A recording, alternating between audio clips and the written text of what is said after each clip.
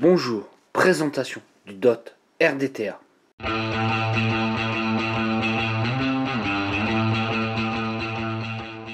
Le DOT RDTA par DOT Mode vous sera présenté dans cette boîte. Alors moi c'est une version de présentation. Il y aura 2-3 petites choses qui pourront modifier à l'intérieur.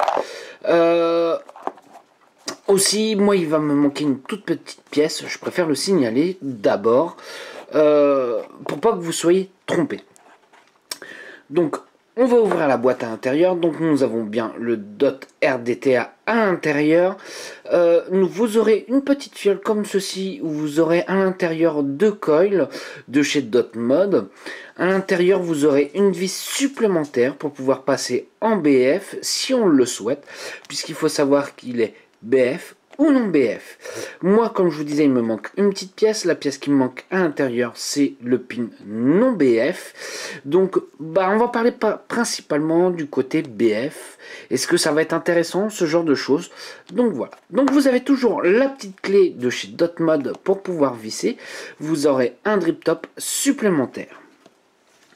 Vous avez aussi une clé Allen de fourni. À quoi cela va vous servir? Ça va vous servir tout simplement à visser ou dévisser le pin qui est à l'intérieur. Donc moi, comme je vous disais, ça va être le pin BF qui est installé, et il faut savoir qu'il vous sera fourni le pin non BF. Donc le pin BF, comme on peut voir, il est quand même relativement bien percé, et nous avons aussi à ce niveau là pour l'arrivée de liquide pour pouvoir remplir le tank quand on va skonker. La manipulation se fait relativement assez aisément, pas besoin de tenir les plateaux ou quoi que ce soit, ça se visse tout de suite. Voilà, moi c'est ce que j'ai à dire là-dessus, il n'y a pas de problème. Donc nous tout de suite on va rentrer dans les spécificités, c'est-à-dire qu'on va regarder sa taille, son poids, ce genre de choses. Donc étant donné qu'il est fabriqué en Ultem, comme vous pouvez voir, entièrement, mais d'avis je m'attends à quelque chose de relativement très léger. Nous faisons à peine, hop, alors je veux bien le mettre droit comme il faut, nous faisons à peine 20 grammes, donc on est vraiment sur un atomiseur très léger. Niveau dimension, il faut savoir qu'il nous est donné pour un 24 mm de diamètre. On va regarder ça tout de suite. Hop, alors, nous faisons exactement 23,88, donc on se rapproche vraiment des 24 mm. On va regarder la hauteur avec le drip tip fourni. Hop, donc nous faisons 36,6 mm. Oui, on est sur un atomiseur avec un tank, donc forcément nous ne serons pas aussi compacts qu'un dripper. Particularité de celui-ci, ça va être au niveau de son plateau. Donc je démontre le top cap. Ce qu'on va voir à l'intérieur, ça va être qu'il est taillé en dôme.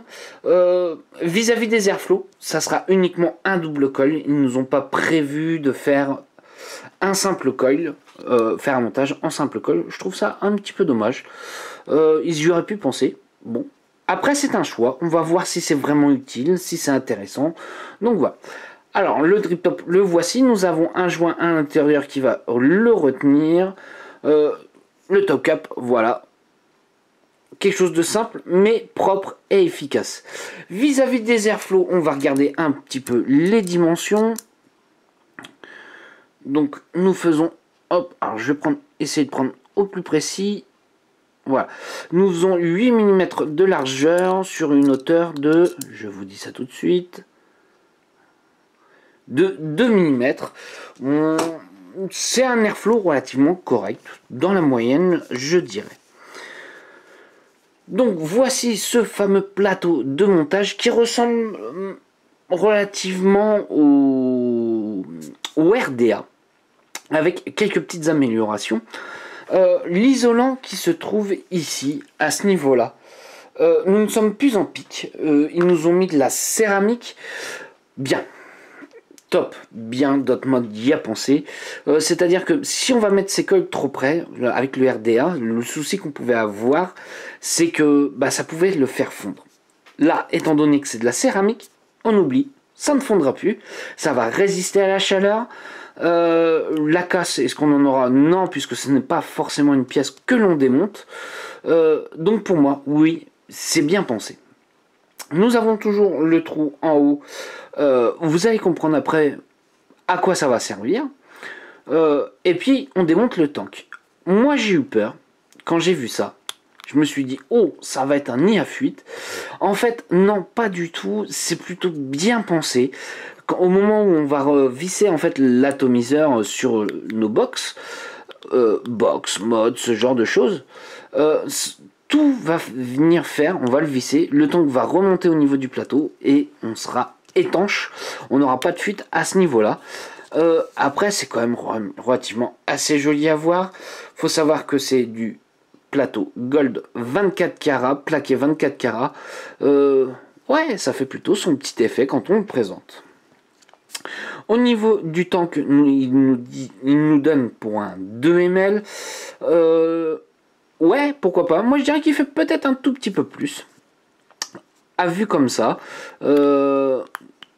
Pourquoi 2 ml? C'est pour se mettre en TPD ready, puisque dans certains pays, maintenant, nous sommes passés au maximum au tank de 2 ml. Vis-à-vis du montage, ça se fait relativement assez simplement.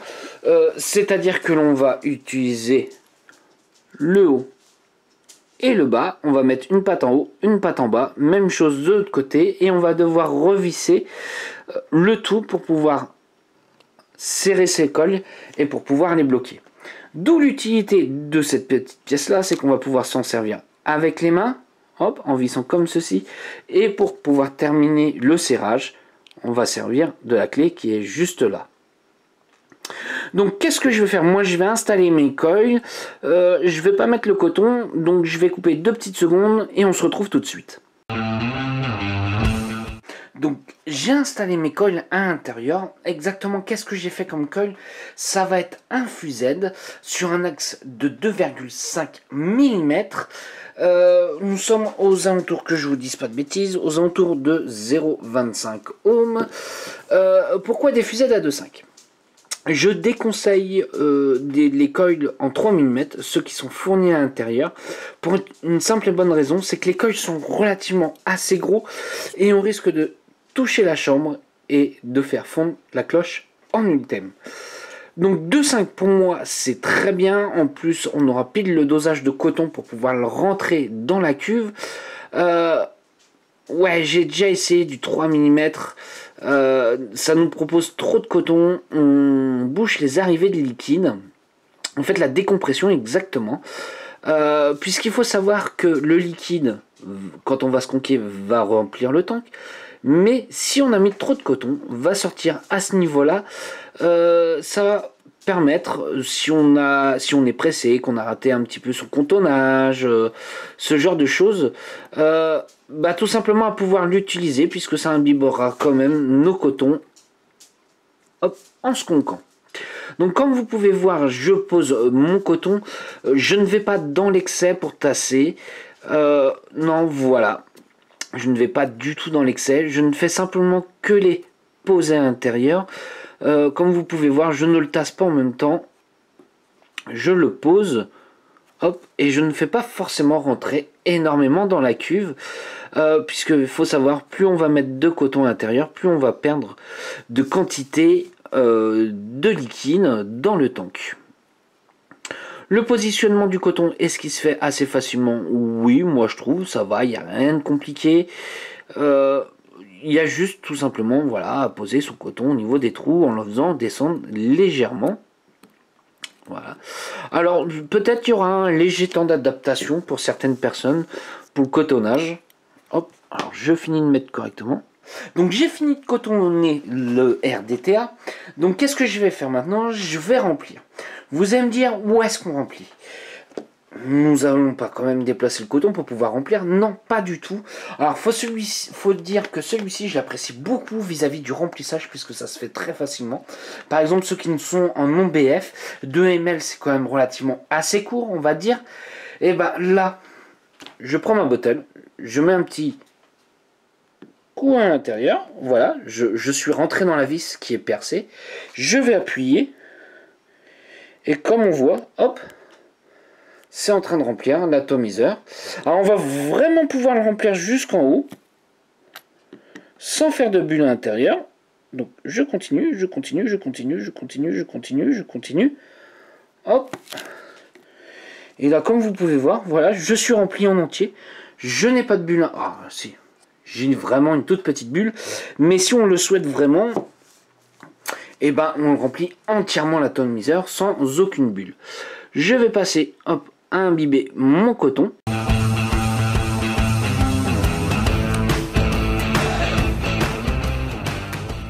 Voilà, donc j'ai imbibé mon coton, ce genre de choses. Je vais essayer une ou deux fois de shooter. Voilà, ça marchait plutôt pas trop mal. Je remets mon top cap. En remettant mon top cap, je vérifie bien que mes coils ne touchent pas l'ultème. Alors je vais bien les remettre droite. Voilà, ça ne touche pas l'ultème. Donc on est bon. On est bon. Bah, qu'est-ce qu'on va faire? Bah, on va aller se voir en plan large pour voir comment ça va. Donc nous voilà en plan large. Alors qu'est-ce que ça donne sur une petite box? Ça nous donne ce genre de petites choses. Oui, il est un petit peu haut, n'oublions pas, c'est un tank. Niveau hauteur, moi il reste dans la moyenne des RDTA. Donc moi personnellement ça me choque pas. Comme je vous disais, nous n'avions pas de réglage d'airflow. On va voir ce que ça va donner vis-à-vis du nuage. Si on a un bon compromis entre les deux vis-à-vis de l'airflow, si on a un bon, pas trop, ou quoi que ce soit. Si on a envie d'avoir quelque chose de plus serré ou moins serré. Donc voilà. Allez, on se fait un petit nuage pour voir ce que ça nous donne.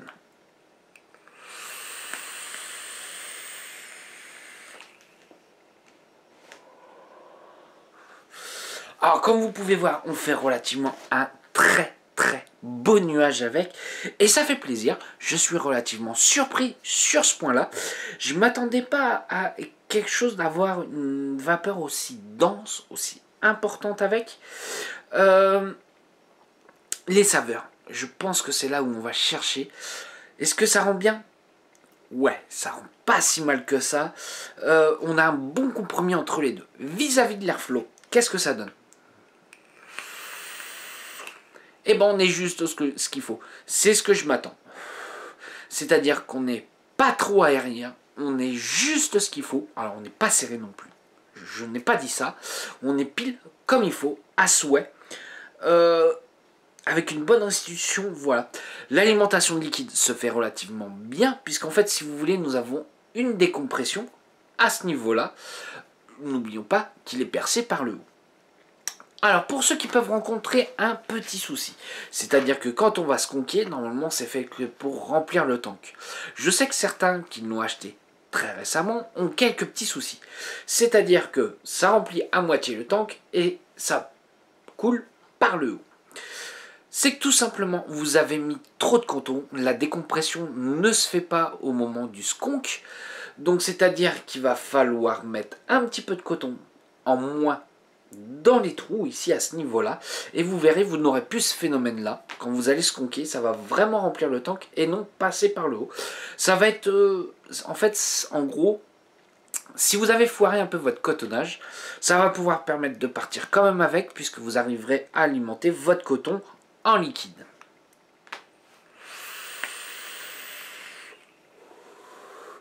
Les points positifs pour ma part, c'est-à-dire qu'il est très facile à démonter pour pouvoir le nettoyer, et ça pour moi c'est pas négligeable. Le tank, ce genre de choses, tout vous pourrez passer complètement à l'eau en le démontant sans vis. Deuxième point positif pour moi, c'est ce remplissage. Comme je vous disais, il fait 2 ml, l'avantage que si on le met en OBF, on va pouvoir le remplir relativement facilement, puisque 2 ml ça va partir quand même assez vite en double coil. Pareil, cette vis là est très pratique vis-à-vis du BF pour pouvoir remplir le tank.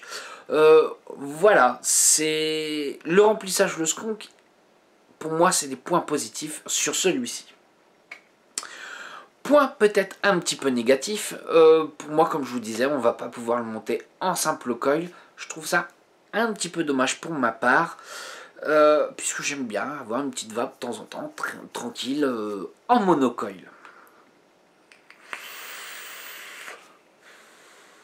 Les joints, Le top cap s'enlève relativement bien, correctement. Ça tient juste ce qu'il faut. Hein.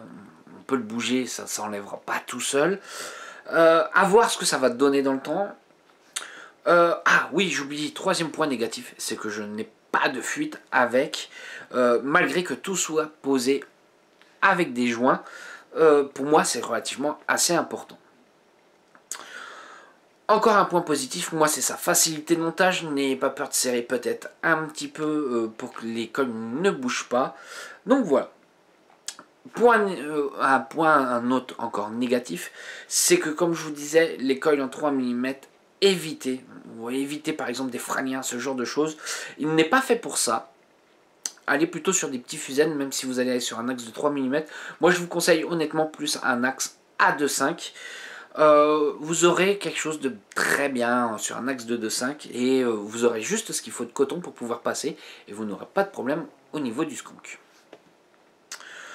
Donc voilà, est-ce que je l'aime bien ce petit RDTA? Est-ce que je le conseillerais? Oui, moi je le conseillerais facilement. Pour tous ces points positifs que j'ai pu vous dire, ça change un petit peu, c'est différent et ça marche plutôt pas mal.